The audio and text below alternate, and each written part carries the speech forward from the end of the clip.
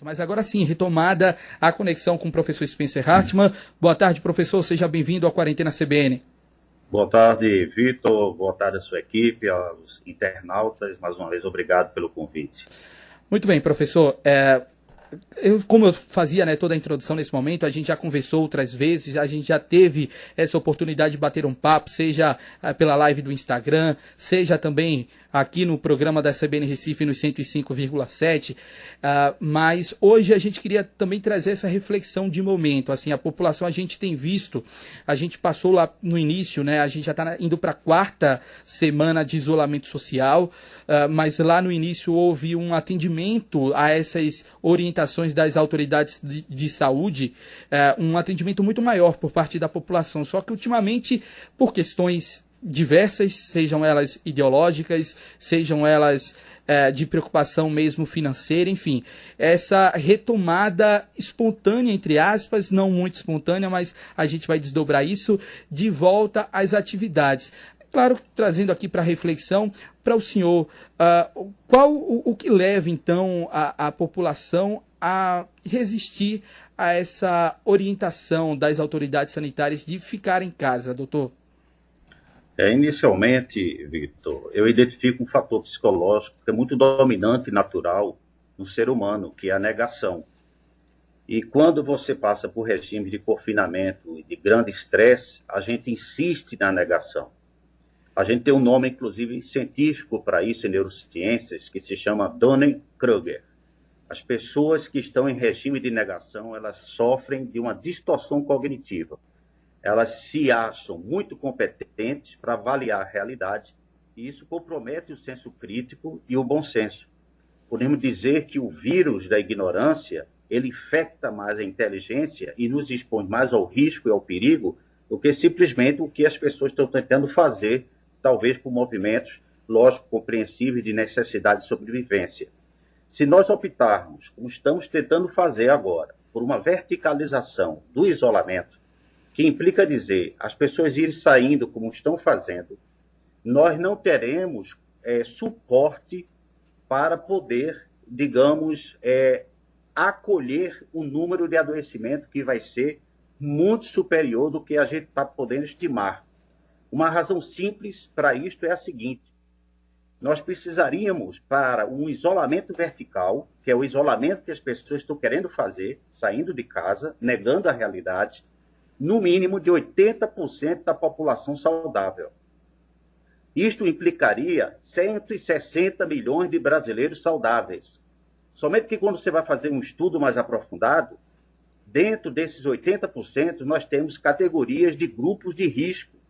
10% de diabéticos, 15% a 20% de idosos, 20% de pessoas hipertensas. Então, não existe 80% de pessoas saudáveis no Brasil capaz de criar aquilo que a gente chama de imunização de rebanho, que foi a estratégia que o Reino Unido tentou fazer nas 2 primeiras semanas e não deu sucesso.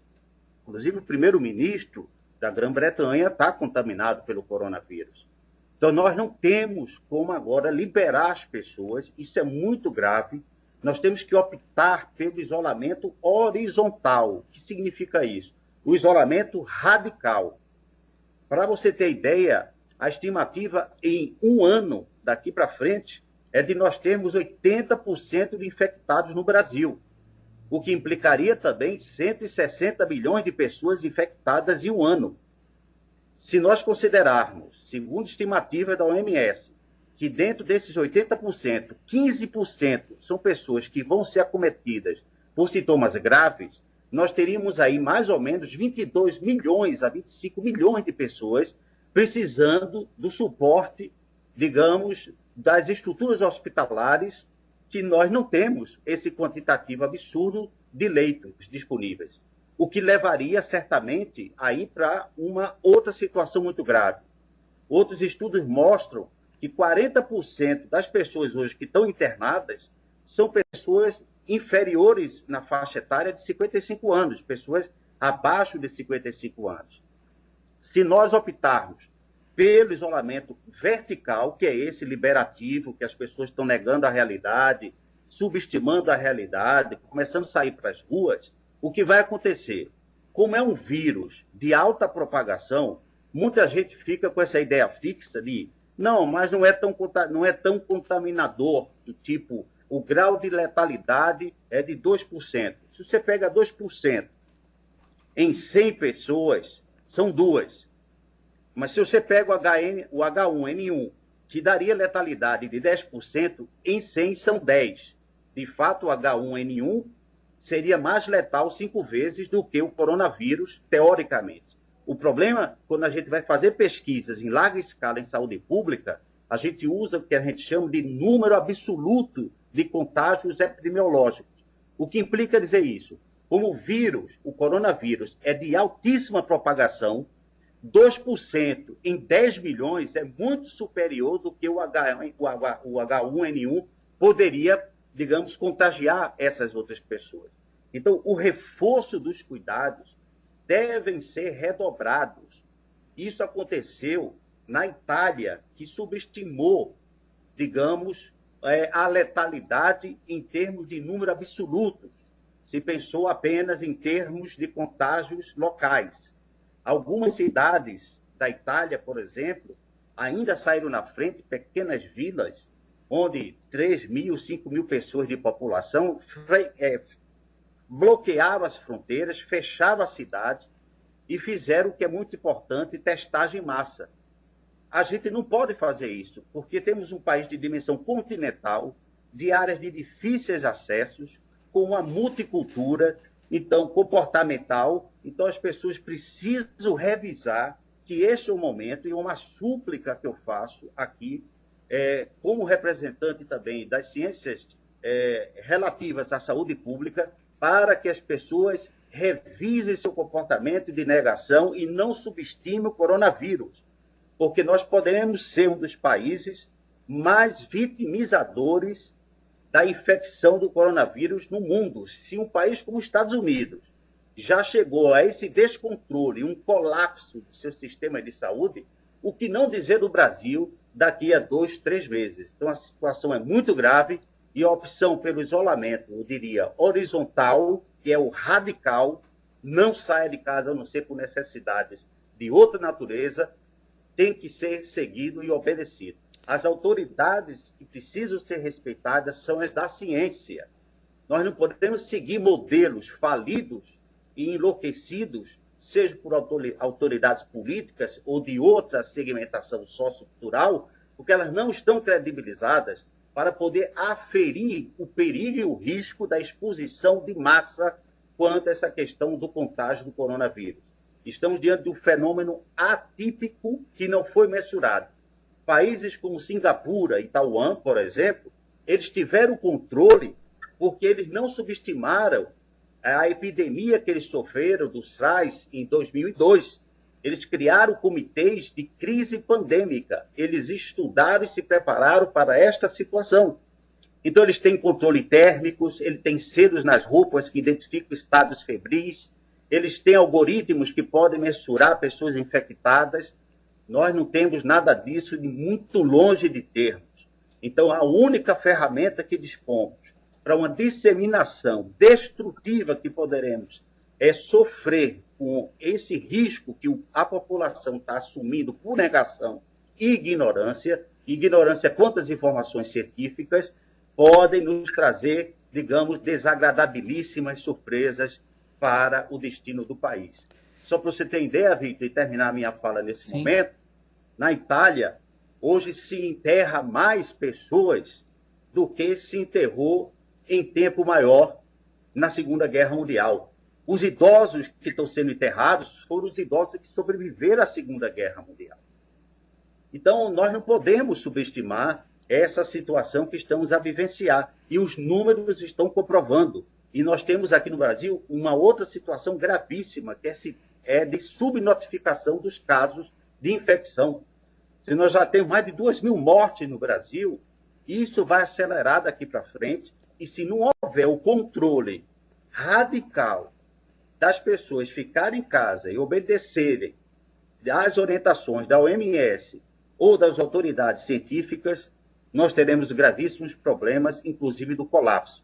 E no colapso dos sistemas de saúde, o critério de exclusão, inicialmente, vai ser para os idosos, o que não é justo.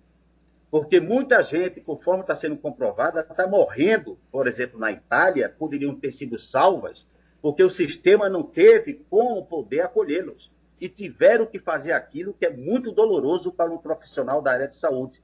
Ter que escolher quem vai sobreviver. E o critério número 1 do protocolo de sobrevivência são os mais aptos e mais jovens.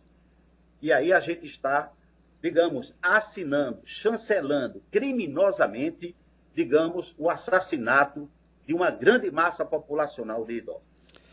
Professor Spencer, o senhor falou sobre a questão da negação, desse momento de negação, né, por parte da população brasileira, mas o que ocasiona, o que poderia ser esse fator causador dessa negação?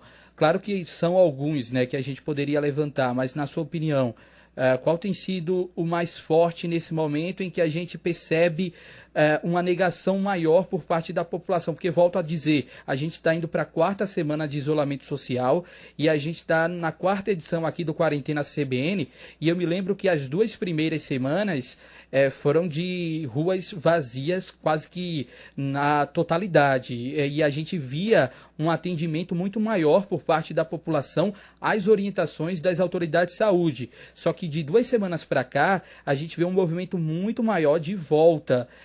Então, o senhor pontuou aí a questão da negação, mas qual o fator que leva as pessoas a negarem? Seria o fato desse inimigo, entre aspas, ser um inimigo invisível, e que a maior parte das tragédias, por assim dizer, aconteceram bem longe daqui, mas que são justamente essas tragédias que a gente está tentando evitar aqui no Brasil, professor? Muito bem, Victor. Tem um livro muito bom que eu sugiro para leitura, chamado A Peste, do Albert Camus, que é um filósofo francês, que ele dizia: existe 2 fatores de grande estresse para o cérebro humano, que faz com que o cérebro paralise ou deixe de ter uma racionalidade, digamos assim, clara. O primeiro seria a guerra, e o segundo seria conviver com a peste. A diferença da guerra para a peste é que na guerra você delimita o inimigo, e na peste você não delimita o inimigo pelo seu grau de invisibilidade. E as chances de a gente poder subestimar aumentam proporcionalmente quando o inimigo é invisível, em detrimento quando o inimigo se mostra fisicamente.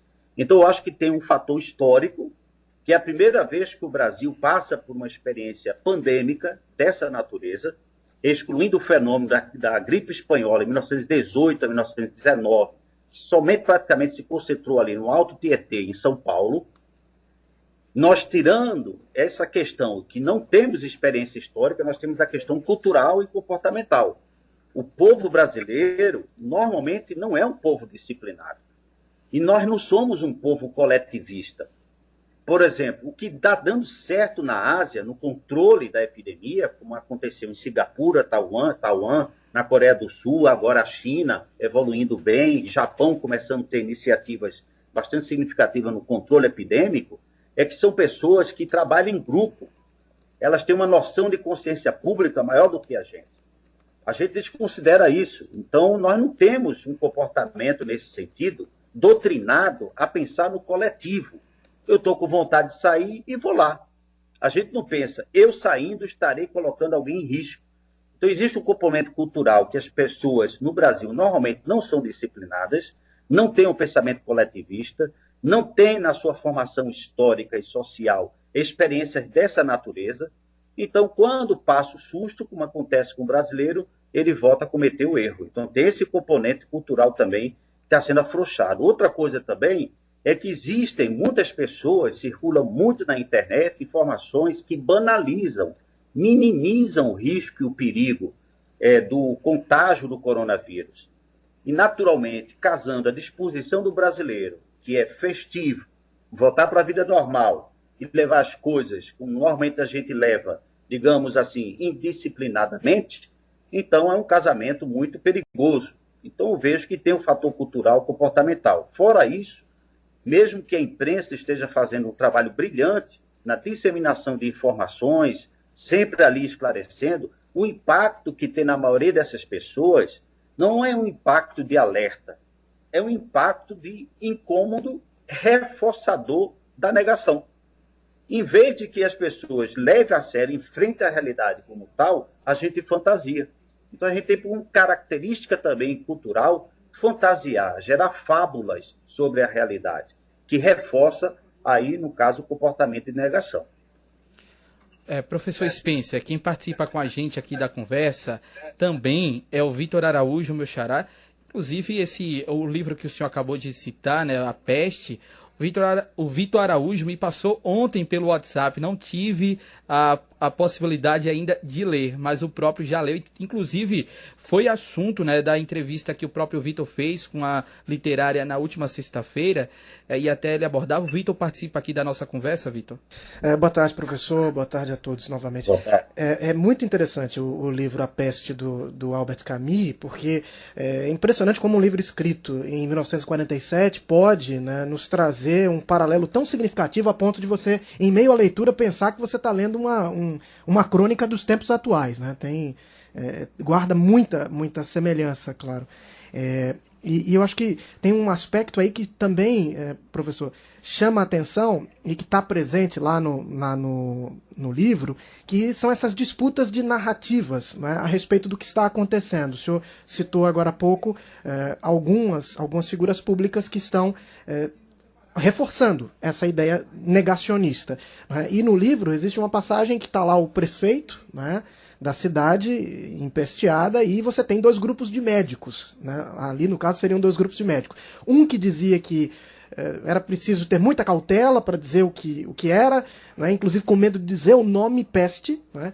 E o outro dizendo, olha, isso tem nome, é peste, e nós temos que tomar as decisões urgentemente para que as coisas aconteçam. E o prefeito tem ali um primeiro momento de temor, né, o que a opinião pública pensaria a partir do momento que fosse decretado ali um estado de peste, mas depois ele toma a medida de fechar a cidade. Mas ele fecha os muros da cidade, mas não enclausura as pessoas dentro de casa. As pessoas se enclausuram em casa quando elas estão com a doença. Isso, e a medida que é tomada é o fechamento da cidade. Eu dizia que as pessoas ficam presas na cidade, né? Quem está dentro não pode sair, quem está fora não pode entrar. Isso, claro, causa ali também um sentimento de aprisionamento, a exemplo do que as pessoas sentem hoje aprisionadas em casa, mas elas têm um espaço urbano e elas, no início, elas seguem nas ruas. Elas seguem trabalhando, elas seguem frequentando espaços públicos, estabelecimentos comerciais. À medida que a doença avança, elas passam a ficar reclusas em casa. Se não por vontade, mas sim porque foram contaminadas ou porque pessoas de casa foram contaminadas e precisavam da atenção.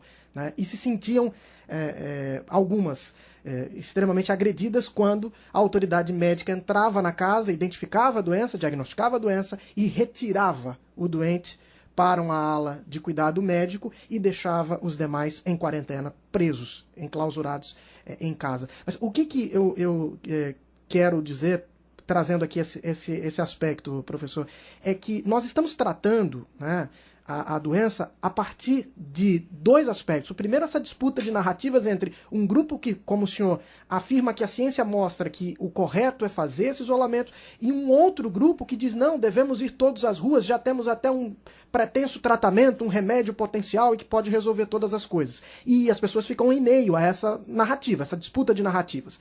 Né? E em outro aspecto é que falta a nossa população, não sei se o senhor concorda com isso, uma memória coletiva de um evento semelhante. Porque, como o senhor disse, o evento que nós temos próximo aconteceu um século atrás. Então falta uma memória coletiva das pessoas do que fazer em momentos como esse. E até naquele episódio, as pessoas, em primeiro lugar, não se enclausuraram em casa ou não foram mandadas para casa. Elas acabaram tomando essa decisão à medida que a doença afetava as pessoas e elas passaram a temer a doença, ou seja, a partir do momento que a doença ganha um rosto, ganha um nome. É diferente do que nós temos hoje, onde, apesar da quantidade de mortes crescer e o número de casos crescer, mas boa parte da nossa população não conhece essas pessoas. A trajetória de vida, a biografia por trás desses números, os rostos, as histórias interrompidas, a não ser pelo que a imprensa traz, muito pouco. Então, muita gente nega a realidade, me parece, também por não conseguir enxergar essa realidade prática, próxima à sua realidade. O que o senhor pensa sobre isso? Tudo bem, Vitor. Primeiramente, parabéns, né, pela belíssima descrição do livro, né, com conteúdos bastante, digamos, representativos para o que a gente está vivendo no momento, né, uma bela metáfora. De fato, aí a gente pode extrair até um componente psicológico. As pessoas esperam que primeiro aconteçam com elas ou com alguém de sua casa para saberem que existe, ou seja, que a realidade está ali presente. A vantagem desses debates públicos é que nós nos antecipemos, não para que nós criemos pânico na sociedade, é o contrário. Eu acho que a mensagem subjacente do livro A Peste é justamente que, na medida que as pessoas tomam consciência da realidade, elas podem criar um subproduto indispensável para a imunidade psicológica e saúde mental, que é a esperança. Só que é uma esperança fundamentada, como diria na literatura bíblica, uma esperança como âncora e firmeza. E isso a gente vislumbra muito bem depois de grandes movimentos pandêmicos na história da humanidade. Depois da peste negra, o que surgiu logo mais foi a Renascença, um fenômeno cultural histórico dos mais belos da história da humanidade. Logo depois da gripe espanhola, que matou 50 milhões de pessoas em 1918, nós tivemos a instalação, depois da Segunda Guerra Mundial, do Estado do Bem-Estar Social. Então, a esperança é muito importante nesse sentido, como um resultado de quem adquire consciência da realidade, que não precisa que a doença o acometa para ele saber que ela existe, que não faça uma avaliação da gravidade da doença quando isso assolar alguém de sua família. É o contrário, a consciência da realidade gera esperança e não pânico. E essa esperança, nós poderemos fazer aqui uma metáfora do dia de hoje, que é a Páscoa. Se a gente pegar, por exemplo, que coincide a Páscoa judaica com a Páscoa cristã, na Páscoa judaica, os hebreus seriam libertos na medida que eles ficassem em casa. Essa era a ordem divina. Ficando em casa e colocando na porta a marca de sangue de um animal sacrificado, que implicaria no sacrifício de cada pessoa ficar em casa esperando o seu mediador, que seria Moisés, para atravessar o Mar Vermelho e chegar até o Monte Sinai. Então, vamos dizer, a mensagem da Páscoa de hoje significa o seguinte: cada um fica em casa, faça seu sacrifício, que depois nós teremos aí, e eu espero que de fato isso aconteça o mais rápido possível, e ao contrário das informações que estão sendo dadas aí afora, Victor 1, Victor 2, digamos assim, me permita a brincadeira, seria justamente o seguinte: nós não teremos vacina em menos de um ano. E esses tratamentos que estão sendo feitos são experimentais, eles não podem ser admitidos ainda como protocolos de potencial de eficácia. São estudos randomizados, ou seja, a médio e longo prazo, que vão criar os protocolos de tratamento. Então, voltando à questão da esperança, está muito mais na nossa ação autoprotetora, para que nós, a partir daí, tenhamos, com a consciência tranquila, a geração dessa esperança. Voltando, então, para a questão da Páscoa, como ilustração, se a gente for para a Páscoa cristã, sexta-feira da Paixão, que é da crucificação, ou seja, nós estamos vivendo crucificação de muitas pessoas, algumas queridas e conhecidas, outras da coletividade como um todo. A pandemia que toma a humanidade já levou mais de 150 mil mortes. Podemos dizer, essa é uma crucificação da sexta-feira da Paixão. Mas entre a sexta-feira e o domingo de Páscoa, nós temos o sábado, que vem do sabá, que significa meditar. O homem não foi feito para o sábado foi feito para o homem. Então, o que é que a gente deve fazer em casa? Meditar, pensar, ter consciência da realidade, para gerar uma esperança ressurrecta, a maneira como representa a Páscoa na ressurreição de Jesus. O que eu quero dizer com isto, com essa narrativa bíblica, religiosa, me aproveitando do momento que estamos vivendo neste final de semana, conjuntamente com a literatura do Albert Camus e com dados científicos, é que nós podemos sim sair dessa situação. Mas isso não vai acontecer se não houver uma consciência coletiva. Temos que nos unir neste momento contra o coronavírus. Tem um dizer do Thomas Hobbes, muito famoso, que o homem é lobo do homem, que é a guerra de todos contra todos. Hoje o homem não pode ser mais lobo do homem. O homem é o cordeiro do homem. Temos que nos unir somente numa consciência de cooperação global é que nós iremos sair dessa situação. Os países mais ricos não sobreviverão vendo o decaimento dos países mais fracos, mais pobres, como os países africanos e os países sul-americanos e alguns países do Oriente Médio. Teremos que ter uma cooperação global, com nova formação de valores. O sistema capitalista, ele vingará ainda, mas dentro de moldes diferentes dos quais nós estamos habituados, que é, digamos, voltado para o autocentramento de concentração de riquezas. Então, eu penso que há esperança, mas essa esperança vem com um sacrifício pessoal, e essa esperança vem com a ciência, e temos, na história da humanidade, provas de que já passamos por situações, a época em que foram vividas essas situações, muito mais difíceis do que agora estamos a viver. Ou seja, ainda dá tempo. E meu apelo público, pessoal, se conscientize, não é o momento ainda de liberar o rebanho. Não temos competência imunizadora de rebanho, porque os 80% de pessoas saudáveis que imaginamos para que a chamada barreira imunológica, não temos, porque, em verdade, vamos dizer que 80%, no sentido inverso da população brasileira, ela tem comorbidades. É uma população dominantemente adoecida, portanto, de altíssima vulnerabilidade imunológica. Tem um aspecto, professor, ainda a partir da perspectiva do Camus, na Peste, que é interessante dentro dessa busca por um senso coletivo maior, né? Que é a experiência do médico Rambert durante a peste. Sem spoiler aqui, acho que é importante que as pessoas leiam esse livro, é muito bom. Eu estou bem perto de começar a ler, por favor. Pode fazer o spoiler, não tem problema não, Vitor. Mas o Rambert é um jornalista que ele está na cidade, faz uma investigação na cidade e ele acaba surpreendido com o fechamento da cidade devido à peste. E ele não se sente participante daquela coletividade. Ele acha que aquilo não diz respeito a ele. E fora daqueles muros, ele tinha uma mulher por quem ele era muito apaixonado. E ele queria encontrá-la, né? E diante da peste, diante de uma doença que só crescia e cada vez infectava uma maior quantidade de pessoas, ele se via ali sendo uma potencial vítima da peste. Então ele empreende esforços para tentar vencer a barreira dos muros e transpor, né, aquela situação. E usa toda a influência como jornalista para ter acesso a pessoas, para encontrar soluções e, em primeiro momento, não consegue, depois ele vai tentar usar o dinheiro para conseguir e fica muito próximo de conseguir. Né? Fica ali a porta de saída. E quando ele está à porta de saída, ele decide abandonar a ideia de sair. E vai até o médico, que é o personagem central da trama, o Remy, o Rie, acho que é Rie. E fala para o médico, olha, eu achava até então que a minha história não tinha nada a ver com isso. Eu não tinha nada a ver com essa cidade, eu não tinha nada a ver com isso. Que eu tinha que sair daqui e tinha que buscar o amor que me espera lá fora.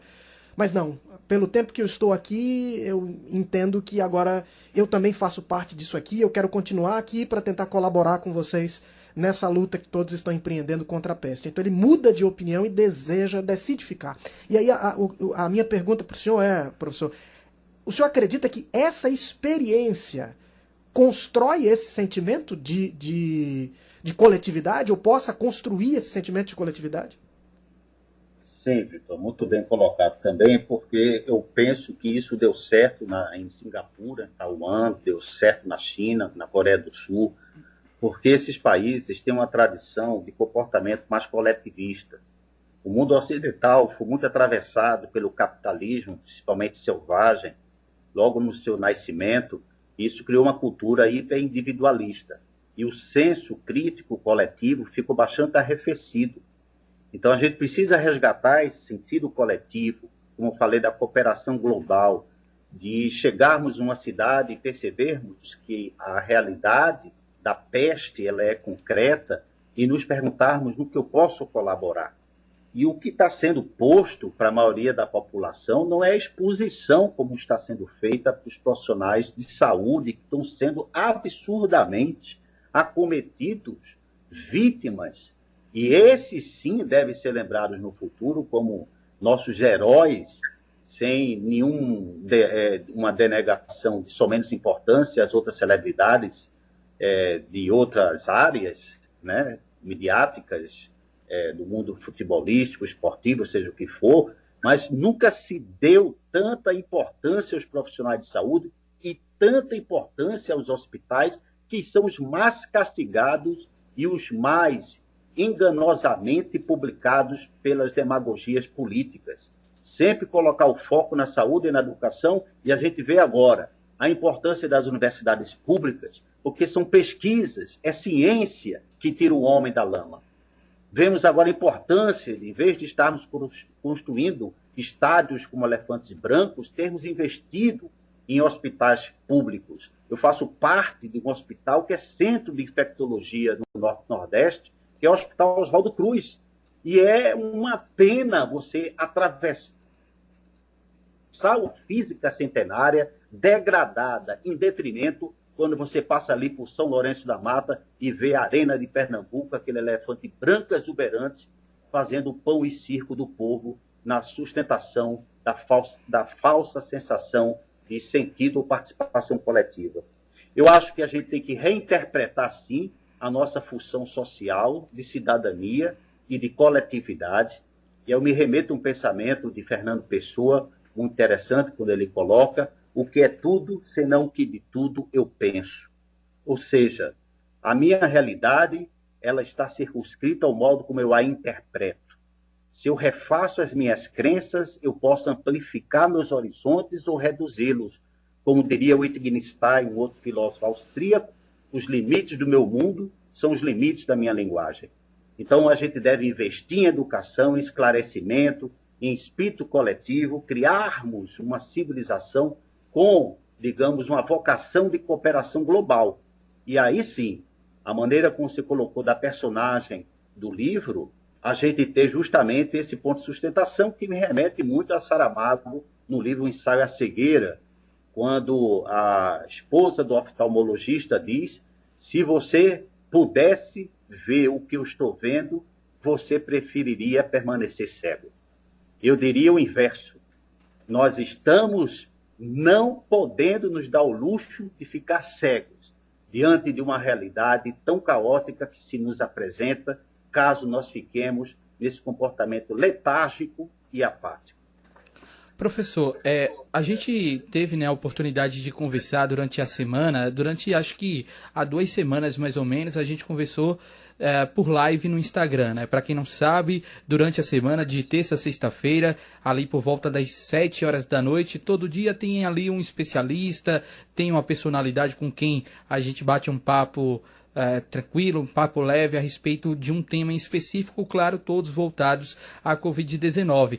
E uma das suas falas que me marcou bastante na vez que a gente conversou através do Instagram foi da reflexão que o senhor fez a respeito de um paralelo, né, do que a gente percebe hoje em dia, de, por exemplo, cientistas, e o senhor até citou o exemplo de cientistas do Vale do Silício que acreditavam que poderia estender a vida até os 120 anos, e aí vem a natureza nesse momento para dizer que o ponto de corte, que foi a expressão utilizada pelo senhor naquele momento, é a metade daquilo, né, 60 anos, e que, enfim, enquanto tem cientistas que ainda buscam formas de viver em outro planeta, né, habitar outro planeta como Marte, por exemplo, e nesse momento a gente está com dificuldade de lidar com um inimigo invisível, mas que foi produzido aqui em um país, e eu até me lembro de uma expressão que o senhor utilizou aqui no subúrbio da galáxia.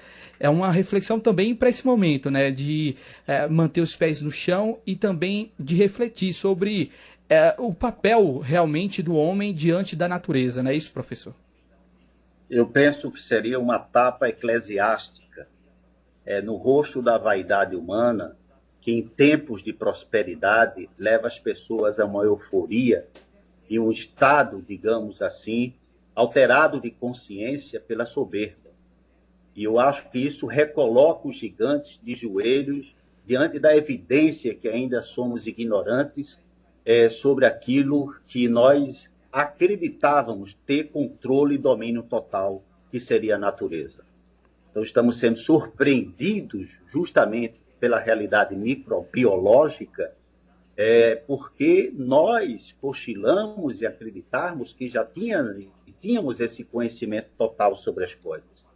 Então, periodicamente, a gente observa que na história do mundo, os grandes impérios ruíram quando chegavam a esse tipo de mentalidade, digamos, de um certo delírio de grandeza, quando achavam que estavam imunes a quaisquer tipos de intempéries.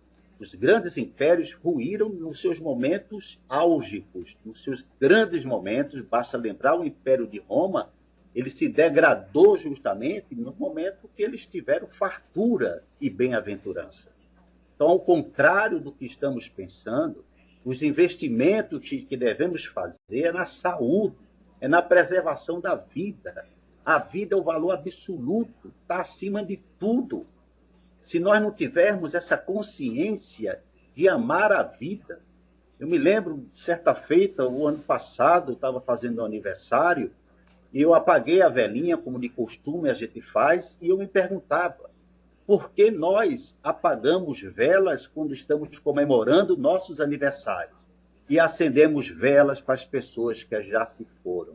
Isso me remete a um pensamento do diário de Anne Frank, quando ela diz, nós homenageamos mais os mortos do que os vivos, porque sentimos mais remorso do que gratidão.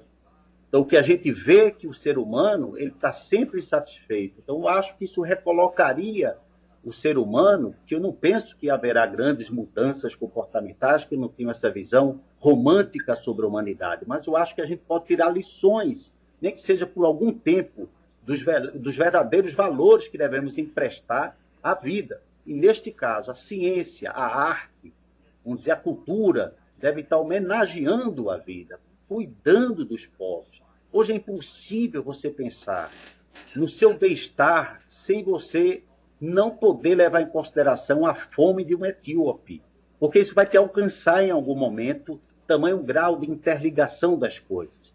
Veja que o coronavírus, ele traz aquilo que os alemães chamavam de Zeitgeist, o espírito do nosso tempo, ou seja, nós estamos numa época da aceleração da informação. O coronavírus representa a aceleração da virulência. É um coronavírus, vamos dizer, um vírus atualizado tecnologicamente. Acompanha o ritmo da humanidade. Que estamos tão acelerados, o vírus também tem esse conteúdo de aceleração. Então é um momento, sim, de nós repousarmos nossa mente com mais humildade. Isso significa colocar investimentos em áreas que nos protejam, áreas da saúde, do bem-estar psicológico. Nós iremos padecer, depois desse momento, meus amigos e internautas, de pandemias de adoecimento mental. Nós iremos padecer de consequências graves, econômicas, sociais e políticas, e precisamos estar preparados para isso.